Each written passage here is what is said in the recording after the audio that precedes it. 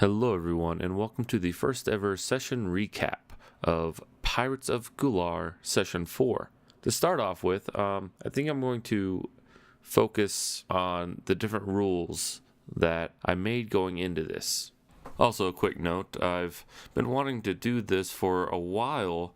In fact, my girlfriend has thought that I should for a good part of a year, a little over a year actually. And then I saw Matt Colville's stuff.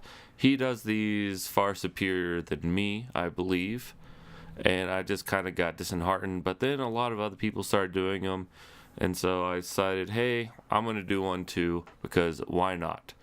It allows you to miss a session if you want, or if you don't want to rewatch something, you can come back and just watch this. Also, this will not be monetized, so you shouldn't be seeing any ads that I put on here. The main thing is the critical hit rule. Essentially, I really don't like how 5th edition does critical hits. I understand it. It makes your characters live a little bit longer, and it makes it all that much cooler when you actually do get that almost max damage critical hit. However, I feel that critical hits should be more deadly.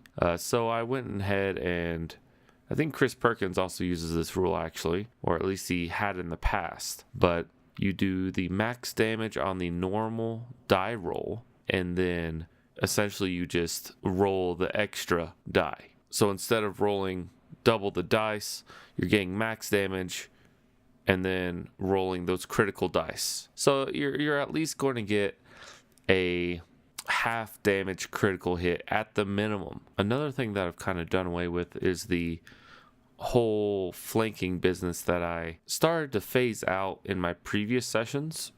I initially introduced the overwhelming advantage is what I called it, where if you have at least 3 or more people attacking a singular creature, then everyone have advantage on it. However, I think this made fights just too easy, and I think advantage should be given sparingly, and I see why the creators of D&D 5th edition did not just automatically put in flanking rules. They do have them in the Dungeons Master's Guide, however, that's a additional variant. Also, an additional rule that I changed up is the whole inspiration dice thing. I really don't want it to just be a simple on or off, because I feel that the players do enough RPing or do something cool in combat that I want to award inspiration with, but they already have it, so they can't get double inspiration. So I've changed it to a pool of 3. So essentially they can bank up to 3 inspiration.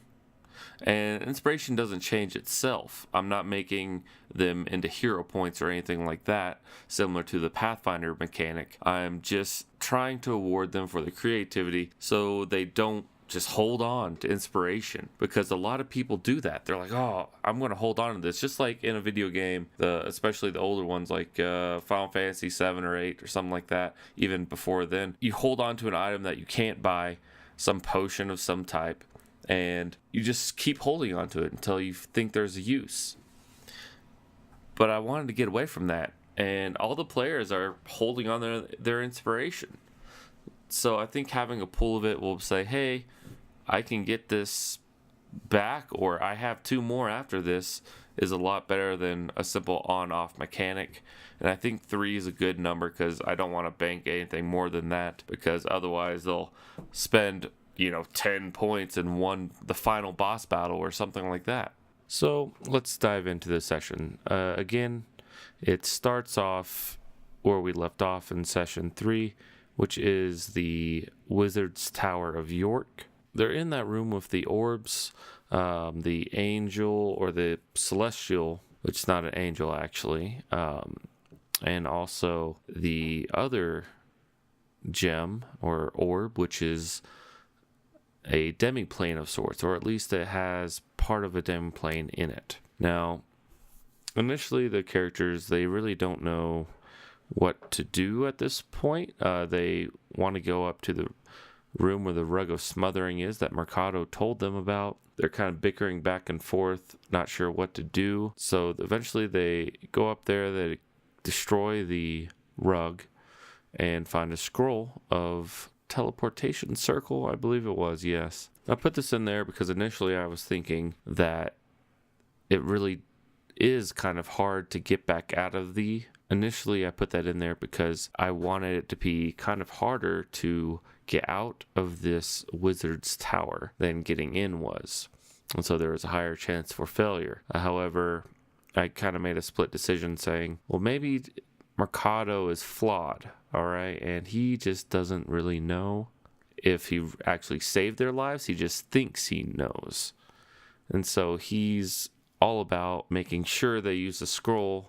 And then finally, Ragzire's like, hey, what's up? Are you so sure about this? Do we really need to use this valuable scroll? And he kind of gets the feeling that Mercado just thinks they do. He sees the threat much lower, although I still have the chance of failure in there, but it's not as devastating or high as I was originally going to do it. All right, so eventually they get out of there, and I didn't really have this part planned, and you can definitely tell from the session itself. I wanted to do something with York. I wanted him to betray the party, and he did in a way, but I think it felt lazy, at least to me, because I know the overarching... Actually, I don't even know the overarching story, really. I have a bunch of notes scribbled out in different islands they can go to. They're going to kind of make their own story. I didn't have this part really planned all that well. I knew I wanted to have them kind of cornered, and they were at that. Hellhound was there, and Renyen, the Etten, came in, and... they didn't really need any persuasion to get through it. I just wanted it to be kind of a tense moment, kind of on the fly. And I didn't really have any plans of how they were going to go face this Shade Gang, right? This group of whites. So Renyen basically said it's easy to get there. You just follow the road, and then you'll see a mausoleum off in the distance. You take that road instead of the road that leads back to the town. So they do just that, and here's where something really cool happened. I used for possibly the first time, well, not the first time, but the first time tactically like this, the split party option that Roll20 has, where only one player, Tonic, which is played by Ed, can see the map, because he sends his imp off where he can see through its eyes, and he describes to the party what the map looks like and what kind of situations they face. Now, this encounter technically should have been a lot harder for them. They tried to get some surprise, but the Displacer Beasts kind of smelled them out, and they did not get the surprise round on them, although they did get the surprise round on the whites. There was also 2 Dark Mantles, which are these like squid octopus looking things that just fly through the air. Kind of weird. They have Blind Sight, which I knew would hamper the monk because he likes to cast darkness, because he can see in darkness just fine because of Devil's Sight. However, it didn't really work out that way.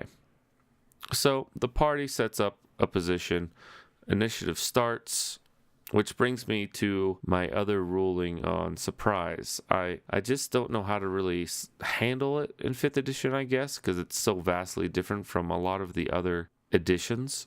I know how you're supposed to run it. I just don't like that, because the way it's written out is there are no actions outside of initiative.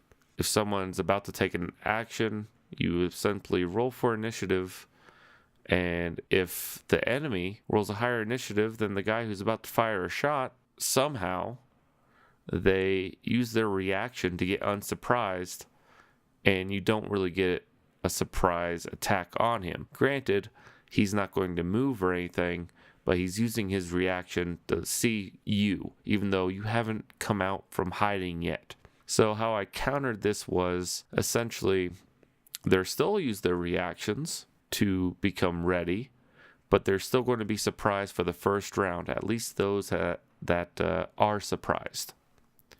So no matter what the initiative is, if you got the drop on them, don't worry, you are going to get a surprise attack on that creature.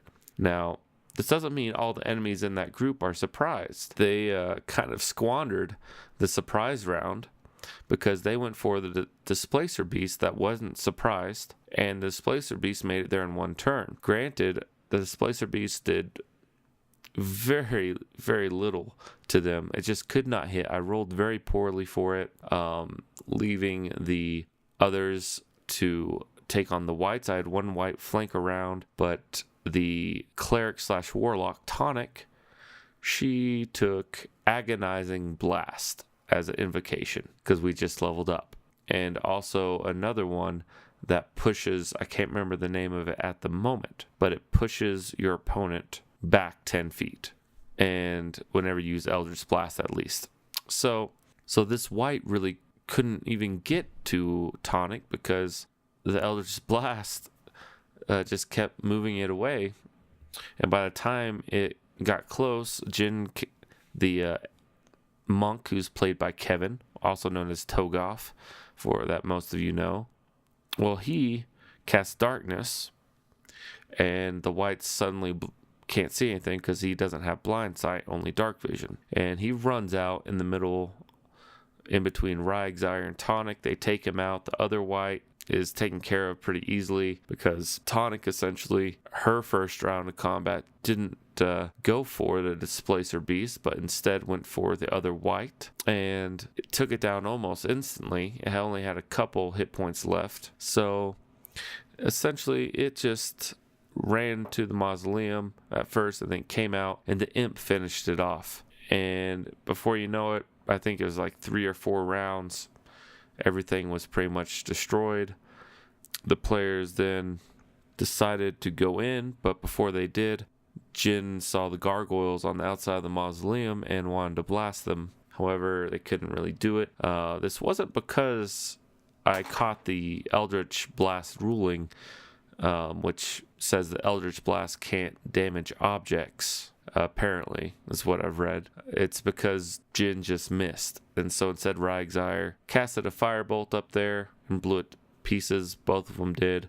Meanwhile, Daria, the bard, complained to the party that essentially heroic tales need heroic deeds, and the party was hung up on a couple of gargoyles. But, you know, they get to the mausoleum and they slide off the sarcophagus lid, and they see a tunnel underneath that leads into the mausoleum deeper. And Daria changes her mind, says, "After you, fellows." And so they approached this room that had some murals on it. Essentially, one side of the wall of the hallway, essentially leading into the room, not the room itself, had a depiction of a man cutting himself and offering, it seems to be blood, to something that was kind of chiseled out or damaged. And on the other side, it had a man reaching down to his coin purse. Maybe that was also kind of damaged. And essentially, these were both just clues to open the doorway, because the room that they approached had no other door. And as they stepped into it, Daria heard the closing of the sarcophagus lid from behind them, meaning that they were sealed in there. And what they saw was a room filled with sarcophagi on either side, on both sides of the elongated room, and the floor is just covered in bones and gold. Lots of gold. And there are also various other bodies of humanoids in there at various states of decay. So instantly you're thinking, shit, this is a trapped room. And the bard knows it's a trapped room, but wants to set up the trap. So she grabs the gold, skeletons appear, battle ensues. Really actually a tougher battle than I imagined it. XP-wise, this was just a easy battle for a group of level 6 characters. Now, granted, you kind of have to upgrade the difficulty when it's mob, because there's 12 skeletons and only 4 PCs. So it was kind of skewed if a bunch of them hit on a single player. And Daria did go down, but eventually the action subsided. And as Daria was getting up, the cleric spoke words into her ear and said, "Sometimes the gold isn't worth it," or something to that effect. But at the same time, the cleric's brother scoops up a handful of gold, thinking it's safe. Unfortunately, it wasn't. another battle ensued. They figured out the puzzle, which is to drop 10 gold per person and any other gold that they stole back on the ground. A door opened up, the skeletons went away, and we kind of had to cut short our session right there after they found some loot in a loot room. Now, as far as preparing the session goes, I feel I did a better job than I sometimes do. So I had planned out 3 encounters for this session. We got through 2 of them. Mainly because the incident in the tower took a little bit too long. It took about an hour to get out, and I expected it to be 15 minutes or so, but they just really delayed. But as most of you fellow DMs out there know, or even players out there know, that just happens. It's part of the game. Players delay. They overthink things because they don't have the burden of knowledge. So when I was preparing this, I actually went to a good deal to try to make it balanced, because I've noticed a trend in my battles. I want cool things in there, right? I really want some cool creatures in there, and I don't like debuffing certain things, but I'm okay with buffing them. And sometimes I overbuff them, and it's a deadly fight. There's been some battles where if I had rolled slightly better, it could have been a TPK, when it should have been a medium battle at best. Now, I'm not a fan of the whole every battle should be hard group, but I don't think every battle should be easy either.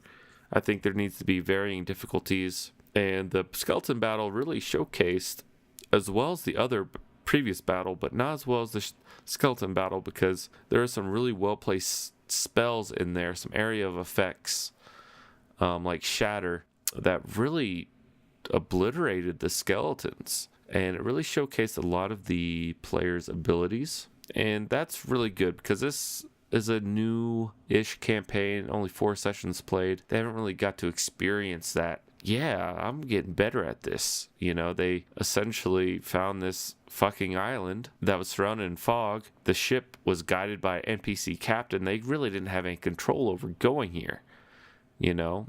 And granted, that's a plot device, and I don't really like the whole complete sandbox thing. I feel that there needs to be direction, and the characters need to be on board for the adventure itself. But that's a discussion for another time, I think. But everyone here is on board for this adventure, so that's great. So anyways, they didn't really have a choice in this island. But for the first time, they're actually not getting their asses kicked, and they see, hey, we work pretty well as a team. You know, keep in mind that these characters have only been at sea together for a couple months before the story happened, and not much battle really took place, so they really didn't know each other's capabilities. However, now they do.